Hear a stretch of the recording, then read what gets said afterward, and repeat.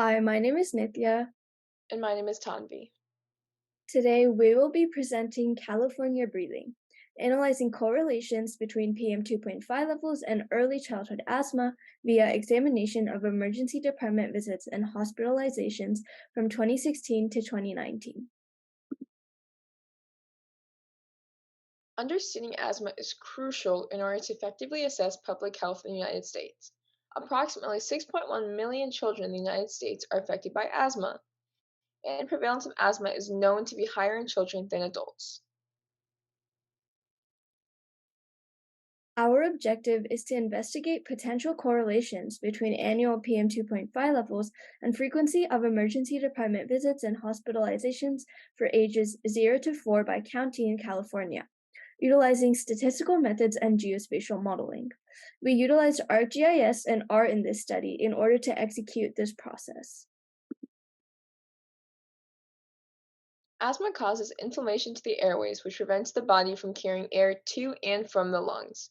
Air pollution is a trigger of asthma worldwide, and although asthma is not curable, it may be controlled through lifestyle modifications. PM 2.5 is an aerosol with a diameter of 2.5 micrometers or less, and may be suspended in the air for long periods of time. Sources of this pollutant may be naturally occurring or anthropogenic. Additionally, studies have shown associations between PM 2.5 and adverse health effects, particularly in the early adolescent and elderly populations. Epidemiological studies show that particulate matter is positively correlated with asthma incidence, number of hospitalizations, prolonged number of days spent in hospitals, and hospital costs. Additionally, a research study from Cartagena de Indias in Colombia determined that one of the main causes of childhood asthma could be related to the concentrated dispersion of particulate matter. This was our procedure. We had 5 main steps. First, we reviewed scientific literature related to PM2.5 and early childhood asthma. We summarized sources and analyzed where they pulled data from to find reliable sources as well. We had around 7 to 8 sources. We then defined our research objective to be addressed in the study. This was our main goal for the project. Then we obtained data on PM 2.5 levels and ED visits and hospitalizations from reliable sources. We then computed this and analyzed this, and during analysis we brought together all the components of the previous procedures. Using open source data, we were able to obtain information about 47 out of 58 counties in California. These were all represented in the study to obtain a larger sample size and minimize confounding variables, such as socioeconomic and geographic factors of each region, among many others. The next 4 slides will be geospatial maps representing 4 categories of data over 2016 to 2019. This consists of PM 2.5 at the 90th percentile, PM 2.5 and its weighted mean, hospitalization, and emergency department visit data.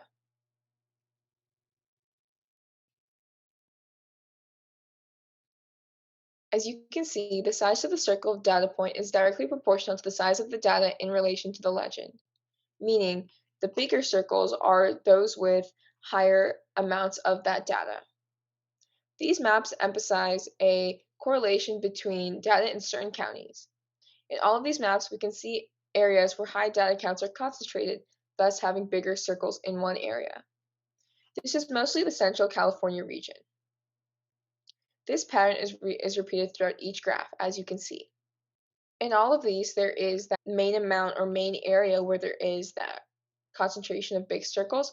However, there are outliers. Based on the outliers, we know that this is not an extremely strong correlation, but it does indicate an association between these data sets. These conclusions can be used to reinforce further findings. Among the statistical comparisons between PM 2.5 and hospitalizations, there was generally a very low correlation. However, there is an exception to 2018 with a slightly higher R value than the other years. Hospitalizations have many confounding variables, preventing a stronger correlation, as only the most severe of the asthma cases lead to hospitalization. Additionally, socioeconomic factors that prevent access to healthcare may also impact these trends across California. With emergency department visits, there was a low to moderate R value present, and among these, we may observe that the 98th percentile yields higher R values compared to the weighted mean of each year. Generally, spikes in PM2.5 levels lead to triggers which may cause emergency department visits due to asthma, compared to observing general averages over the years. And although we have observed correlations between these variables, there are several limitations that must be noted in this study, such as lack of data access due to the Health Insurance Portability and Accountability Act. Additionally, further information, such as that of individual patients or data by hospital and PM2.5 at a daily or monthly level, would increase sampling size and allow for outlier removal, shifting correlations accordingly. Some of the best experiences we had at SEAS were networking with other students and mentors across the country, learning more about air quality, exploring our passions within research projects, such as ours about public health and PM2.5.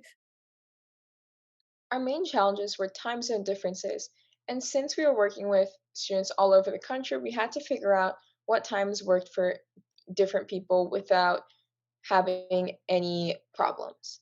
We also had trouble gaining access to data as a result of many guidelines are implemented. After taking AP Statistics this past year, this program really allowed me to connect what I learned in class to real life applications.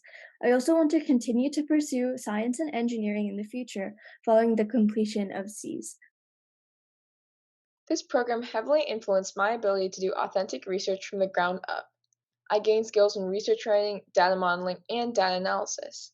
It reinforced STEM skills I learned previously and reinforced my want to do STEM in my future academic and occupational career. Thank you for listening to our presentation. We would like to take some time to acknowledge all of our mentors who are pivotal in guiding us throughout our research process. We would also like to thank NASA SEAS for this amazing opportunity this summer. Thank you.